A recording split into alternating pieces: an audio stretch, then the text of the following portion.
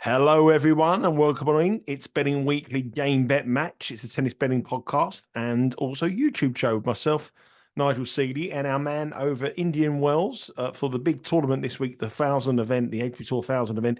Over in Indian Wells, it's Sean Calvert. Sean, we haven't spoken to you for a few days. We followed you Morning. on Instagram. We followed you on the Twitter page. The weather's not been great. How are things? The weather's all right during the day. It's it's night when it's got a bit horrible, to be honest. Yesterday, I was watching Borges choke away a first set lead against Artur Fils, and it got dark just about when that match was taking place. And the weather here is peculiar. It can go from quite sunny, sort of 24, 25, 26 to about 10 and really windy and rainy in about half an hour. It just depends on whether the clouds kind of get past the mountain range or not. And it was last night and the night before. There was no real night session. There was maybe one or two matches played, just because it wasn't particularly rainy, but it was enough to make the courts damp, and then it would stop, and then it would start again. So anyone that's had a night session ticket this week is probably feeling pretty short-changed. But in the daytime, it's fine. Yeah, Rafael Nadal's obviously scheduled to play on the night session. He pulled out injured before the tournament ball was struck there. The Yeah. hotel looks all right. It's owned by a famous movie star, isn't it? I think, I'm not 100% sure, but I think it was owned by the I Love Lucy actress. The whole place, I mean, I would never have chosen this hotel. It's not my sort of place at all. It's like it's really old fashioned. It's very kind of 60s movie vibe, like lots of black and white photos everywhere of like old movie stars and all this sort of stuff. And it's the entertainment is very it's very all right. interesting. The video you sent the other day, the woman was singing Chaka Khan. It was all right. I can't be doing with that. I absolutely hate that sort of stuff. I hate singing. I'm not a fan of singing. There's no need for it. I like, live rock music. You go into a Depeche Mode gig or whatever. Oh yeah, great. But people singing, I'm not What do you down mean you with don't that. like people singing? Like Elton John, I don't like singing. You wouldn't like no, sort of like Lionel Richie or something like that. No, Whitney Houston, no, one of the greatest singers of all time. Whitney absolutely Houston. hate all that Elvis stuff. Presley. No, You don't like it. not really. So No. when you go to a rock concert, they're singing. Yeah, they are, but it's not. It's a very different kind of singing, isn't it? This is, I call this crooning. This is more of a crooning. She's coming. I don't know whether you could tell in the video, but she was wandering around the tables and sort of sitting next to the people and sort of asking them questions. I was like, if she comes over to me next, there's going to be a problem. It's just, it's not my sort of. I knew it was going to be like this. This is what I expected, but this is the only hotel that's kind of within a 30-minute walk of the grounds. That's not about 10 grand a night or something. So I knew what I was letting myself in for, but it's just not. It's not my scene. But people love it. Everyone's like, they were dancing and all this sort of stuff. I was just sitting there trying to watch the tennis scores. Did she end with Sweet Caroline? If that had come on, no, it was. I can't remember the song she was singing, to be honest. But I try and I'm not really listening. It's not my vibe. She was singing Chaka Khan, Ain't Nobody. That's a classic. I don't like all that stuff. It's crooning. I'm not down for that. Anything else got your last nerves? last night there was only about 3 people there. It was really empty last night. I felt quite sorry for the singer because there was nobody there. She doesn't mind. She gets paid the same amount of money. I know, but it's a bit off-putting, isn't it? If there's no one there. Can you imagine how depressing it must be being a singer and 3 people in the crowd and one of them's you looking at the tennis court? I wasn't in the crowd. I was just walking past. Walking past. I wasn't in the crowd last night. It wasn't that much. Anything else annoyed me? Anything else got your nerves? Not in the hotel. Not in the hotel. At the tennis, obviously. What's happening at the tennis? What's annoyed you at the tennis? It's too many people. It's too busy now. Like last night when it's all right during the day, like at sort of 11, 12, 1, 2, even up to about 3, it's all right. But after about lunchtime, you can't get any internet because there's too many people. You've got no chance. I had to try and post a video from there yesterday. It took me about half an hour, 45 minutes to get enough internet to kind of get it through. And the Feast match last night, it was horrible. It was like this. You're so close to the person next to you, which I don't like. And I like it even less when they don't know what they're watching. The guy on the one side was going, who is this guy? Is he Peruvian or Colombian? I was about to say, look, no, he's from Portugal, but I thought I can't be bothered. it's just it's too. I like a bit of space. I like having space and just sitting there and this. I can't be doing with this. You there the weekend? You're later today, God, Friday. no. Saturday's going to be terrible. No, I'm not. Definitely not. I went Saturday last year. There's absolutely no way I'm going there again. This is my last day today there. Right. The Fridays, and you cannot pay me enough to go on a Saturday and Sunday at Indian Wells now. It's way too busy. Well, any more moaning, any more coverage from the trip with Sean will be available on our Instagram account at becausewewin and also on Twitter. It's hard to get it done in 30 seconds, isn't it? 90 seconds. I can't get enough moaning in 90 seconds, unfortunately. I'm sure if anyone can, you can, Sean. You'll be all right. If there's one man up for the job to get 90 seconds of moaning, I'll try. You'd be in a bit. You would be my man. So there's Sean's travels. What about the $1 bus? Not been on that yet. No, I may not be on that this time. It depends on timings. I don't need it because I'm 30 minutes walk from the ground, the stadium. Last time I was in Palm Springs, which is quite a way away, so I had to get the bus. But no $1 bus yet. I've seen it going past, but I've not been on it yet. Okay, so look forward to that. The $1 bus coming. Obviously, this is a different time because the tournament started on a Wednesday. We've got 3 podcasts this week and next week. And this week, we're going to be doing one today, which is Friday, and one tomorrow on Saturday. So for today, we're looking at Saturday's matches in Indian Wells, and tomorrow we'll be looking at Sunday's matches. So let's look at Saturday's matches. We've got a couple of second round matches, 4 matches you've highlighted. It's a tricky card, isn't it, Sean, before we go on to the games? A very tricky card. It is. We should probably talk about the conditions as well. Yeah, that's what I was going to say. I was going to say it must be very hard to gauge the conditions, really, because you haven't seen much setting the temperature changing, court conditions changing all the time. This is a tough tournament to bet in, to be honest. I'm not going to have that many bets here because for a start, the matches we're about to talk about, we don't know when they're taking place. It could be night session, evening. We don't know, and the conditions here can change so quickly from quite calm. I'm just looking out the window now. There's not much breeze about, but it can pick up very quickly. And, even during a match, conditions change. The one I watched, Rusevori and Lajovic the other day, not when they resumed, but when they started, unplayable. It was so windy. There was things blowing onto the court. The ball was flying all over the place. It was virtually impossible to play. So there's that. And there's also some people are saying that they think Andy Murray said he thinks it's quicker, much quicker here this year. I'm not seeing that myself, to be honest. A lot of people are also saying the balls are fluffing up really quickly. I think Andy Roddick was one, and Stan Wawrinka, they've both been on showing pictures of the pen balls that they use here, fluffing up really quick, like after one game, which obviously makes it slower. But Murray thinks it's quicker. But the stats I'm seeing, particularly from qualies, if you compare this year's qualies to last year's qualies, it's actually quite a lot slower.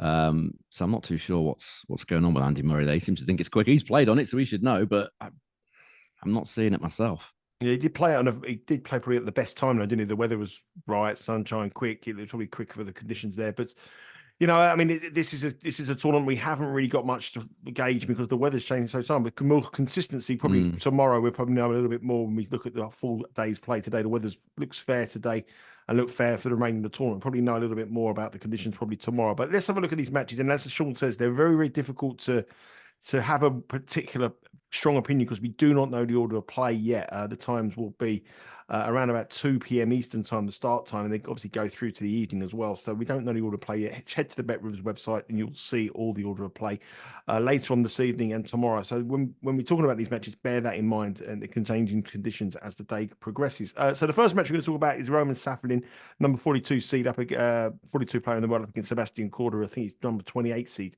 for this tournament. Korda obviously pulled out injured against Rublev in Dubai in the quarterfinals. But prior to that, against Botic van der Sandra, a match where I was at, Korda was exceptional. Probably one of the best performances he's done all year.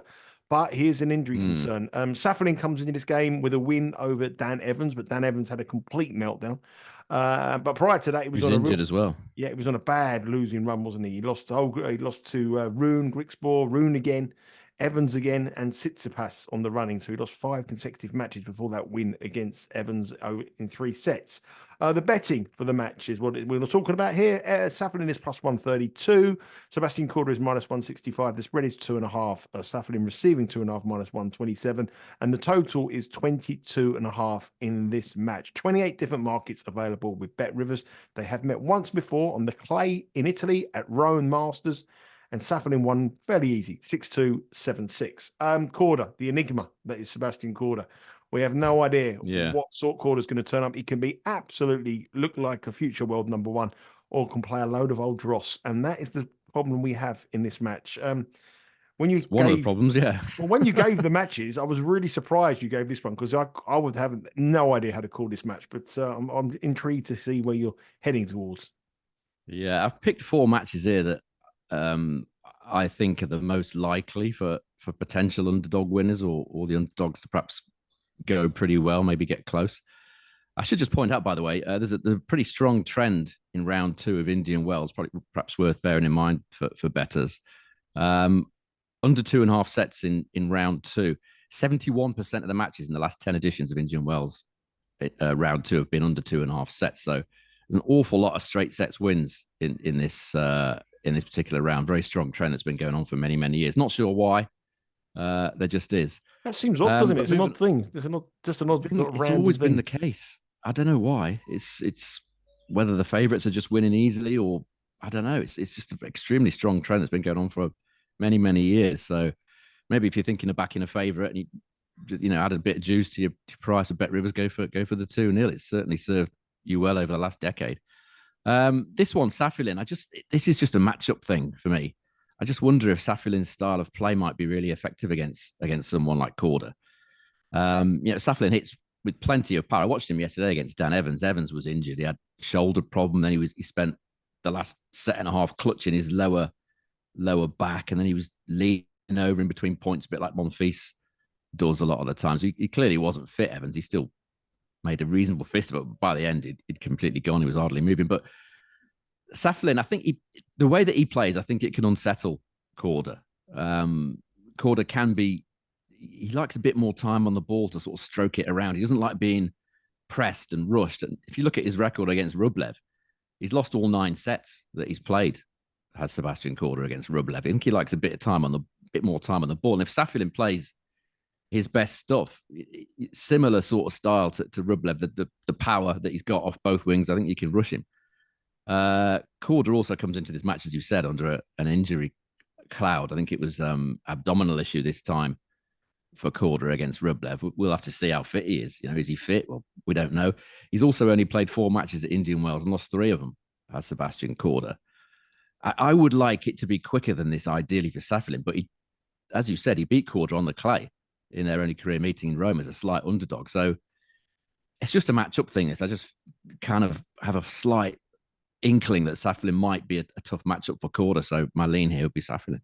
Safiullin is plus 132 to win his second match against Korda on the career stats. Next match is an All-American affair. It's Tommy Paul up against Alex Michelsen. And we've mentioned Michelsen many times in this show, someone we believe may have a big future in the game. He's only 19 years of age and he's from California. And he's up against Paul, who's coming in. He had a brilliant run for Tommy Paul, didn't he? He won the tournament in Dallas in America. He's got a good record in America. Then he went to Delray Beach where he made the semi-finals. But since then, he got beat by Fritz in the final in Delray Beach and got beaten in the first round in Acapulco by Jack Draper. They've met once before in 2024, this year actually, at Delray Beach in the round of 16. And Tommy Paul won, but in a very close match, 5-7, 6-4, 7-6. Michelsen pushed him all the way. If you go to Bet Rivers and look at his price, you'll find Tommy Paul is a very heavy favourite, minus 195. Alex Michelsen is plus 155, and the spread here is 3.5, with Tommy Paul giving up the 3.5 at plus 110. The total is 22.5, the same as Korda Safiullin with over minus 103. Looking at this match, I quite like the over 22.5 here, and there's 29 different markets available. Bet Rivers on this match, and you can watch live and bet live with Bet Rivers. Watch the match from the comfy of your own home if you have a wager on the match. I think you're going to go with Michelsen here, and I quite like that. I'm going to go with what you just said, which is over games. That's what I've written down here. I think this would be a tough one, a tough opening match for Tommy Paul. As you say, it's a rematch of the Delray Beach clash a month or so ago, which Tommy Paul, he had to work really, really hard to win that match. Afterwards, he said, Tommy Paul, he said, it was hard to break his serve and hard to play him backhand to backhand. So it's not a matchup that he particularly enjoyed. He got it done in the end, but I think a lot of the reason that he did get it done was he got a lot more from his first serve that day. He hit 15 aces did Tommy Paul, and he won 80% of his first serve points. Michelsen, a couple of aces and only 70% first serve points won. But first serves generally don't get you that far. That don't get you all the way at Indian Wells. For example, Tommy Paul averages only 71% first serve points won here at Indian Wells. So the serve isn't probably, depending on what time this match is on, the serve probably won't be. I imagine this will be a night match, given who it is. So I can't imagine Paul's first serve advantage is going to be that big. If we look at the 2024 stats at main level, both these guys, Tommy Paul, service points won and return points won, total of 105, and a service hold and break total of 108. Michelsen's got the same service hold and break total of 108, and his service points won and return points won, total slightly down at 102, but not massively so. Michelsen's had that match to warm up. Very impressive. I was impressed that he got it done so well against Munar. Munar could have broken him early on, actually, but didn't. But to dismiss Munar, who's an absolute pest on a slow court, is impressive. So I'm not sure I see Tommy Paul winning this in straight sets. I know I've talked about the trend, but I think he would be absolutely delighted to walk off here with a 2-0 win. I think overs is perhaps the way to go there if you're having a bet in that match. Yeah, 22.5 is the over line here. And I agree with Sean there. It was my first impression there. I think the first set tiebreak is of interest as well. All the props are available with Bet Rivers. And remember, Bet Rivers are offering a special offer during the Sunshine Double. Bet Rivers is offering a tennis net gains parlay prop boost. Each day you can receive a profit boost of 25% or more for a tennis parlay of 3 legs or more. See the Bet Rivers app for full details. So a 25% boost on your parlays. As Sean said, the favourites have done pretty well here in Indian Wells in round 2. So you might want to put a couple of favourites in there for a parlay to boost that up by up to 25% with Bet Rivers. A few 2-0s. Yeah. That'll be good. Let's have a look at the next match. This is an interesting one for me. Mannarino against Machac. Mannarino and Machac have never met before. Machac is obviously a Czech player on the up in the world rankings. He's currently up to 63 in the world. Adrian Mannarino is as steady as they come, a very steady Eddie tennis player. If you look at the betting on this match, it's Mannarino who is the favourite with Bet Rivers. Tomas Machac is the favourite. Bet Rivers is minus 205. I was quite shocked by that. I thought it was, when I looked at the odds, I was expecting to see a little bit closer. He's too short. Yeah, he's way too short. Plus minus 205, Tomas Machac. Can't believe that. Plus 160 Mannarino. The spread is 2.5, plus 102 for Mannarino. I'll be betting that plus 2.5 start. And the total again here is 22.5 with over minus 105, minus 122. I didn't have the graphic that John. I didn't print the graphic. I didn't have much time today, so I took my mother out for lunch because I'm not seeing her Sunday for Mother's Day. Happy Mother's Day to any mothers watching this. But I didn't print the graphic out. Yeah, my mum's birthday tomorrow as well, by the way. Oh, happy birthday, my Mrs. mum's Calvert. birthday and Mother's Day. Yeah. Yeah. I've didn't print that out, and I automatically presumed that Mannarino would be maybe a marginal favourite. And I've gone over there and seen it plus 160. I'm pretty shocked by that, to be fair. But what's the reason? I know he's lost the last 3 matches, but I mean he won a tournament already. He's playing well. Semi-finals in Dallas. Got beaten in the first round by Dubai. Yeah. Got beaten in the first round in Delray Beach. But he's in good form. Yeah, I thought this would be a pick'em, or maybe Machac's slight favourite on the basis that he's played one match here already, and his service points won and return points won total over the last 12 months is better than Mannarino's on outdoor hard, but he hasn't played that many matches. This for me is a matchup thing and a sort of suitability to the conditions. I'm not convinced this is going to be ideal for Machac. For me, he's most effective on a quick, low bouncing surface, as is Adrian Mannarino, incidentally. I don't think conditions are ideal for Mannar either, but particularly, I feel like Mannar is the one that can adapt his game more. He's got more layers to his game than Machac for me. Machac played well against Stan Wawrinka, but not fabulous. I watched some of that match, and Wawrinka ran out of energy in the 3rd set. I think that's the only difference really between them. He just didn't have the legs in that final set. But this is a very different kind of opponent. Mannarino's awkward. A lot of players, they don't like playing him. Machac for me is not proven yet against left-handers at this level either. He's only played 2 matches in his career at main level against left-handers. One was against Cam Norrie at Wimbledon, I think it was last year, and Norrie won reasonably comfortably, even though Norrie wasn't in good form then. The other one was against Juan Manuel Cerundolo that he did win, and you would expect him to win that on a hard court. So only 2 matches against lefties at main level. And he's only 6-6 win-loss at all levels in the last 12 months against all left-handers. That includes challengers. So question mark against lefties. If you look at Machac's record against top 25 ranked opposition, which Mannarino is now, I think he's about 21 or so in the world, isn't he, at the minute, Manor? Mm-hmm. Machac is 2-13 win-loss in his career against top 25 ranked opponents. So I'm not seeing where this price is coming from. I mean, as I said, Mannarino he's not ideally suited to Indian Wales, a bit high bouncing, a bit slow for him. He's not keen, but he's still done okay. 10-10 win-loss and a service points won and return points won total of 100, despite conditions not suiting him. Now, if we look at the last 12 months at main level away from on all surfaces away from clay, not including clay, Mannarino 64% win rate, Machac 53% win rate. Mannarino's service points won and return points won total is 101. Machac is slightly ahead on 103. I think that's potentially why he's favourite. But the only difference in those totals is that Machac wins 3% more points on his first serve, and that shouldn't really be key at Indian Wells. I'm not convinced that Mahac's going to like Manna's unusual style. He likes a bit of rhythm. Machac, he's not going to get that from Mannarino. So he's all told, he's just too short for me, Machac. So I'm taking Mannarino. Yeah, I think that's I was staggered when I saw the price plus 160. I think that should be a lot closer than that in the betting. I'm not really. Plus 138, Mannarino. Plus 160. Plus 160. 160. Yeah, plus 160. It was 138 when I looked earlier. That's plus 160 minus 205. So 2 to 1 on Tomas Machac. Yeah, that's no good. No, plus 160. I'm absolutely shocked that you can get that kind of price on Mannarino. He might win it, Machac, but that's a terrible price. Yeah, it's not really not good. Exactly. So that's a little bit of value there. So I think any of these official picks. I'll take him at a price now that you've even said it's gone up to plus 160. I'm happy to take Mannarino there. Yeah, Mannarino plus 160. I quite like the plus 2.5 for Mannarino at plus 102 as well.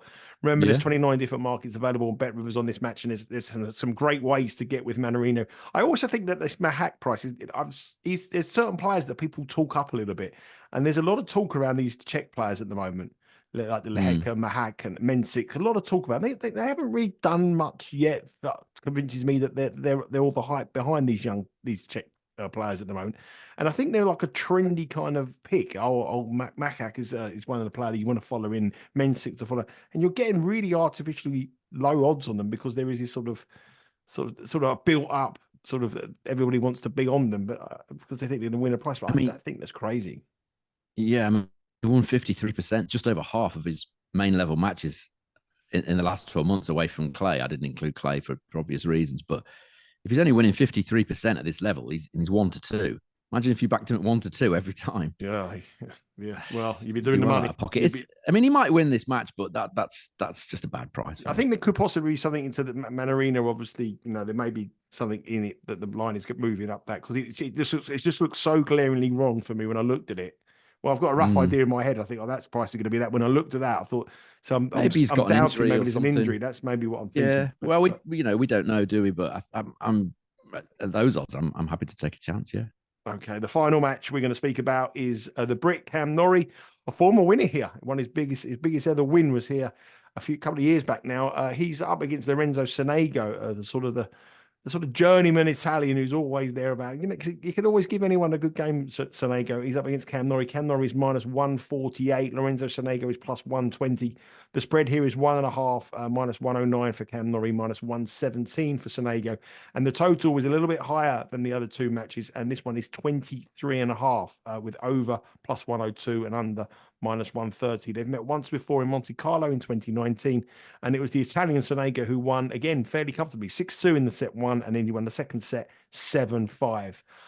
Cam Norrie is just a player that I can't read. I can never read Cam Norrie. If I oppose him, he wins well. I can't read Sonego.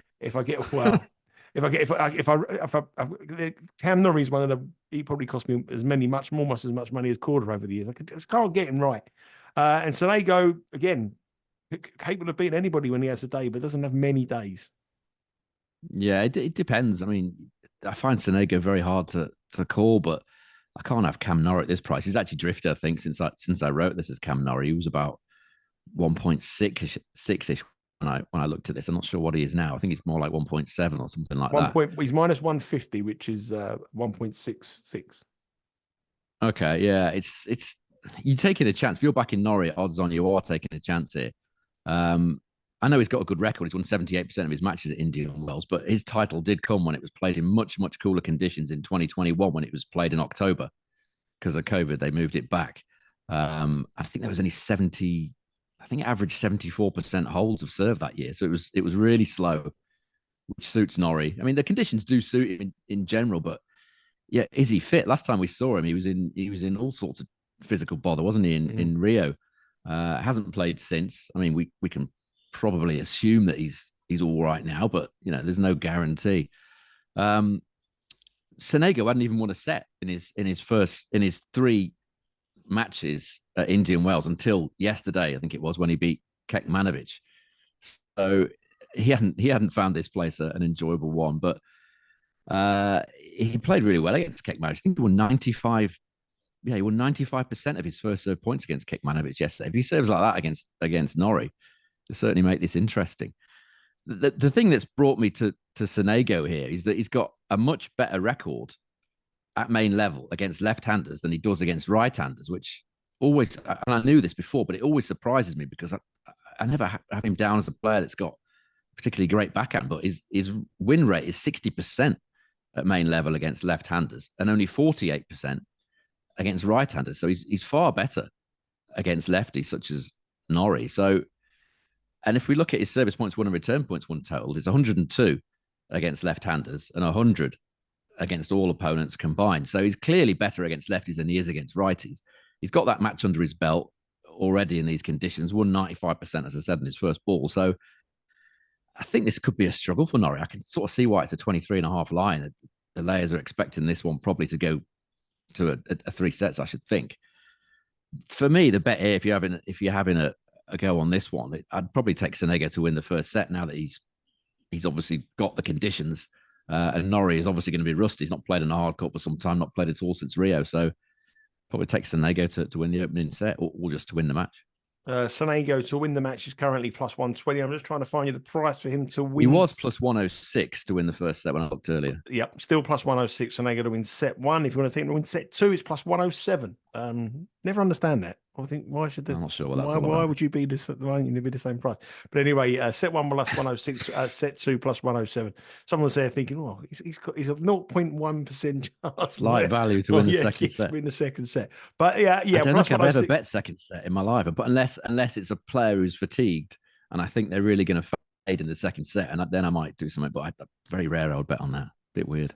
Remember, there is a whole host of tennis action across here on the women's side as well. I mean, it's some brilliant women's matches tomorrow. Check out the Bet Rivers website on those as well for Saturday's order of play. Also in action tomorrow, we have Kichanov against Seth while Alcaraz is in action against Arnaldi, a very talented Italian.